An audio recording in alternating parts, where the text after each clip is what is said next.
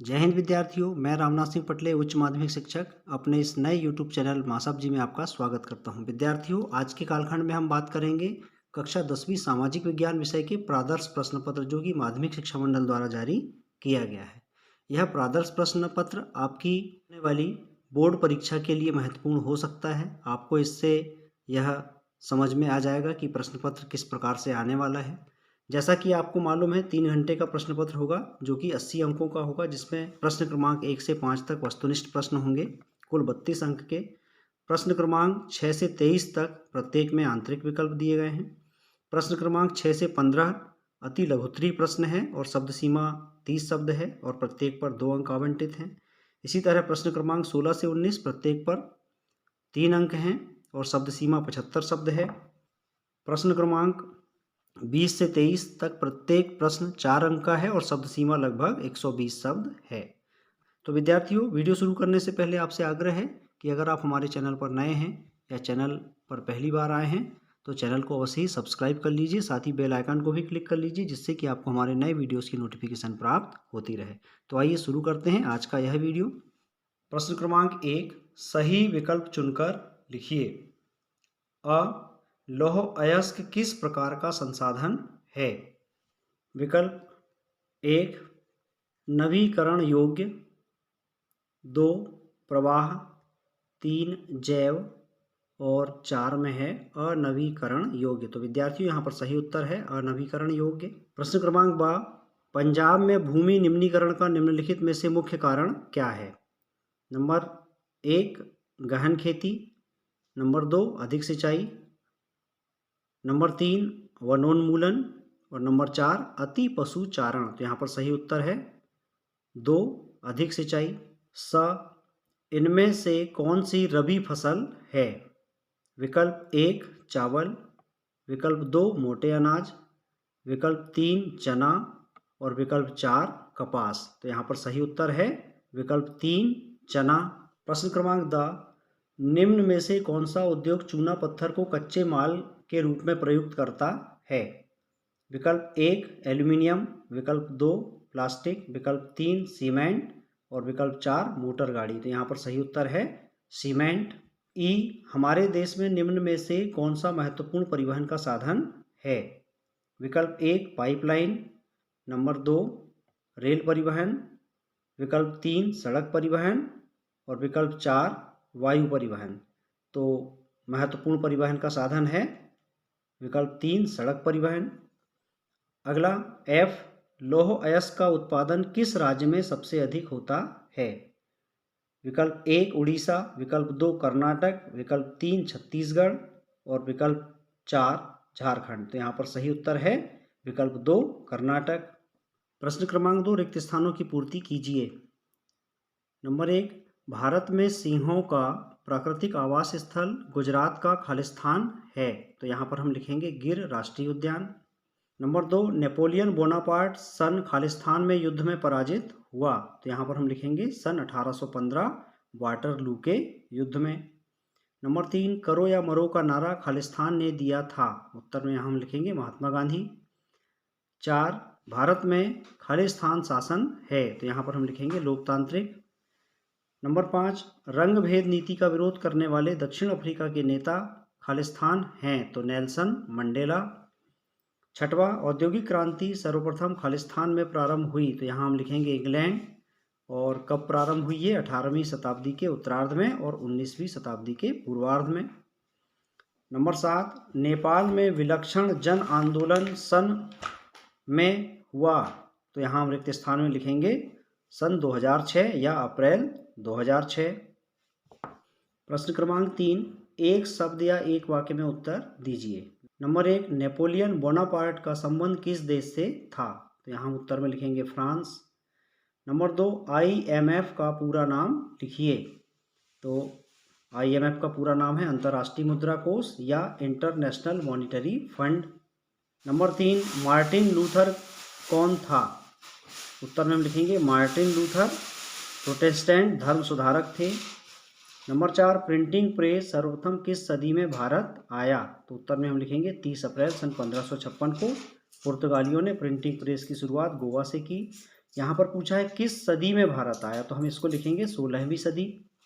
पांचवा, हीराकुंड बांध किस नदी पर बनाया गया है, तो उत्तर में हम लिखेंगे महानदी पर। छठवा, गुजरात तट पर कौन सा बंदरगाह स्थित है, तो यहाँ हम लिखेंगे कांडला।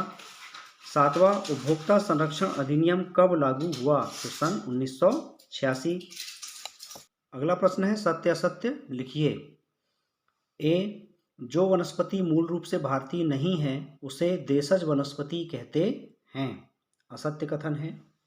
बी, श्रीलंका में सिंहली भाषा को राजभाषा घोषित किया गया है, सत्य कथन है। सी, भारत में एक दलीय प्रणाली प्रचलित है, असत्य है।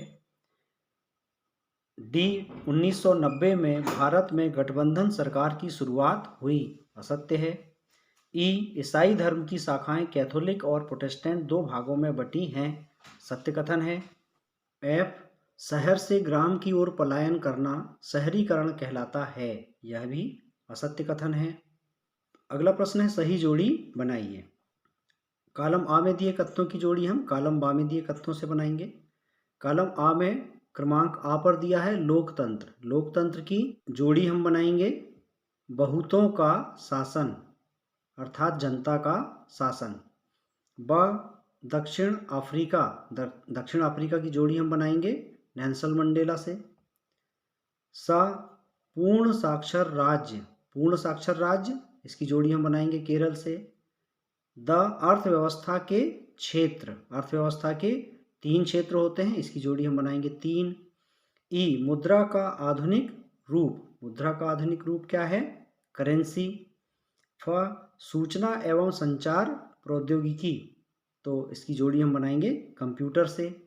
विद्यार्थियों अब यहाँ से प्रारंभ होते हैं 2 अंक वाले प्रश्न। इसमें प्रश्न क्रमांक 6, संसाधन किसे कहते हैं, इसके उत्तर में हम लिखेंगे वे सभी पदार्थ जो मानव की आवश्यकताओं की पूर्ति में सहायक होते हैं संसाधन कहलाते हैं। इसके अथवा में प्रश्न है भारत में पाई जाने वाली कोई 2 मिट्टियों के नाम लिखिए, तो उत्तर में हम लिखेंगे भारत में 6 प्रकार की मिट्टी पाई जाती है, जलोढ़ मिट्टी, काली या रेगड़ मिट्टी, लाल या पीली मिट्टी, लेटेराइट, मरुस्थली और पर्वतीय मिट्टी। तो इनमें से आप कोई 2 मिट्टियों के नाम लिख सकते हैं। प्रश्न क्रमांक 7, आरक्षित वन किसे कहते हैं। देश में आधे से अधिक वन क्षेत्र को आरक्षित वन घोषित किए गए हैं जहां वनों से प्राप्त उत्पाद और वन्य प्राणियों को संरक्षित रखा जाता है। अथवा जैव विविधता क्या है, इसके उत्तर में हम लिखेंगे जीवों की विभिन्नता, किसी विशेष क्षेत्र में विभिन्न प्रकार के जीवों एवं वनस्पतियों आदि की उपस्थिति को जैव विविधता कहते हैं।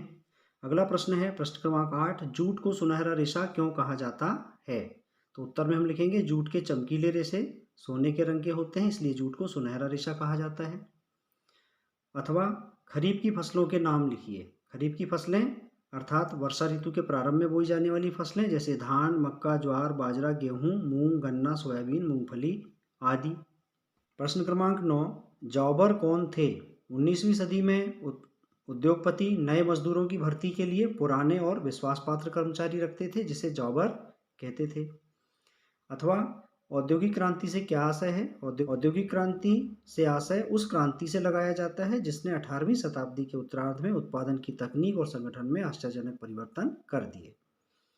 अगला प्रश्न है गुटेनबर्ग कौन था, तो उत्तर में हम लिखेंगे टाइप के माध्यम से यानी टाइपिंग के माध्यम से मुद्रण विधा का महान आविष्कारक गुटेनबर्ग था जिसने टाइपिंग मशीन का आविष्कार किया और यह जर्मनी का नागरिक था जिसका जन्म 1398 में हुआ तथा इसकी मृत्यु सन 1468 में हुई। अथवा में प्रश्न है पंचांग से क्या आशय है, उत्तर में हम लिखेंगे चांद, सूरज की गति, ज्वार भाटा के समय और लोगों के दैनिक जीवन से जुड़ी कई अहम जानकारियां देने वाला वार्षिक प्रकाशन पंचांग कहलाता है। प्रश्न क्रमांक 11, अश्वेत शक्ति आंदोलन क्या था, उत्तर में हम लिखेंगे नस्ल व रंग के आधार पर अमेरिका में भेदभाव के विरुद्ध हुए आंदोलन को अश्वेत शक्ति आंदोलन कहते हैं। अथवा एफ्रो अमरीकी से क्या आशय है, उत्तर में हम लिखेंगे अश्वेत अमरीकी जिन्हें 17वीं से 19वीं सदी तक अमेरिका में गुलाम बनाकर रखा गया उन्हें एफ्रो अमेरिकी कहा जाता है। प्रश्न क्रमांक 12, आर्थिक विकास से क्या आशय है? उत्तर में हम लिखेंगे जिस प्रक्रिया से देश के सामान्य जन को आय में वृद्धि एवं उपभोग के स्तर में उन्नति संभव हो सके वही आर्थिक विकास है। अथवा आर्थिक विकास किस पर निर्भर करता है? उत्तर में हम लिखेंगे प्राकृतिक संसाधन, पूंजी निर्माण, बाजार का आकार, तीनों कारकों पर आर्थिक विकास निर्भर करता है। प्रश्न क्रमांक 13 वस्तु विनिमय प्रणाली से क्या आशय है? उत्तर में हम लिखेंगे वस्तुओं का वस्तुओं के लिए लेन देन को, अर्थात वस्तुओं के बदले वस्तुएं ही खरीदी जाती हैं। आर्थिक लेन देन की इस प्रणाली को वस्तु विनिमय प्रणाली कहते हैं। अथवा स्व सहायता समूह में निर्णय कौन करता है? उत्तर में हम लिखेंगे बचत और ऋण संबंधित निर्णय बैंक द्वारा लिए जाते हैं, किंतु स्व सहायता समूह में जो समूह की सदस्य महिलाएं होती हैं या उनके जो अध्यक्ष और सचिव होते हैं, अनेक निर्णय इनके द्वारा भी लिए जाते हैं। प्रश्न क्रमांक 14 वैश्वीकरण क्या है? पूरे विश्व के लोग मिलकर एक समाज बनाते हैं तथा एक साथ कार्य करते हैं। क्षेत्रीय वस्तुओं या घटनाओं के विश्व स्तर पर रूपांतरण की प्रक्रिया को वैश्वीकरण कहते हैं। अथवा विदेशी व्यापार से क्या आशय है? दो या दो से अधिक देशों के बीच वस्तुओं का परस्पर विनिमय यानी आदान प्रदान विदेशी व्यापार कहलाता है। प्रश्न क्रमांक 15 उपभोक्ता शोषण से बचने के 2 उपाय लिखिए। नंबर 1 उपभोक्ता शिक्षा, मानकीकृत वस्तुओं का क्रय। नंबर 3 कैश मेमो या रसीद प्राप्त करना। चौथा विज्ञापनों के बहकावे में न आना। और 5वां खराब होने की तिथि की जांच। ये उपभोक्ता शोषण से बचने के उपाय हैं। आप इनमें से कोई 2 उपाय लिख सकते हैं। अथवा में प्रश्न है सूचना के अधिकार से क्या आशय है? उत्तर में हम लिखेंगे सूचना पाने का अधिकार यानी राइट टू इन्फॉर्मेशन। सूचना के अधिकार द्वारा राष्ट्र अपने नागरिकों को अपने कार्य को और शासन प्रणाली को सार्वजनिक करता है और इसकी शुरुआत सन 2005 से हुई। विद्यार्थियों आगे जो प्रश्न है ये 3 और 4 अंक वाले प्रश्न हैं। समय अभाव के कारण हम इनके उत्तर नहीं बना पाए हैं, लेकिन चूंकि आपकी वार्षिक परीक्षा अगले दिन ही है इसलिए इन प्रश्नों को भी आप अवश्य ही देख लें। आपके पास जो भी मटेरियल है उससे आप इनके उत्तरों को तैयार कर लीजिए। तो प्रश्न क्रमांक 16 है लौह एवं अलोह धातुओं में क्या अंतर है? कोई 3 अंतर लिखना है। अथवा धात्विक एवं अधात्विक खनिज में अंतर लिखिए, कोई 3। प्रश्न क्रमांक 17 औद्योगिक प्रदूषण किसे कहते हैं? समझाइए। अथवा राष्ट्रीय अर्थव्यवस्था में उद्योगों का क्या योगदान है? समझाइए। प्रश्न क्रमांक 18 प्रथम विश्व युद्ध के समय भारत का औद्योगिक उत्पादन क्यों बढ़ा था? अथवा ईस्ट इंडिया कंपनी ने भारत में बुनकरों पर निगरानी रखने के लिए गुमास्तों को क्यों नियुक्त किया? प्रश्न क्रमांक 19 राष्ट्रीय राजनीतिक दल किसे कहते हैं? अथवा राजनीतिक दलों के समक्ष कौन कौन सी चुनौतियां हैं? प्रश्न क्रमांक 20 निम्नलिखित को दिए गए भारत के मानचित्र में दर्शाइए। भारत के मानचित्र में आपको इन स्थानों को दर्शाना है।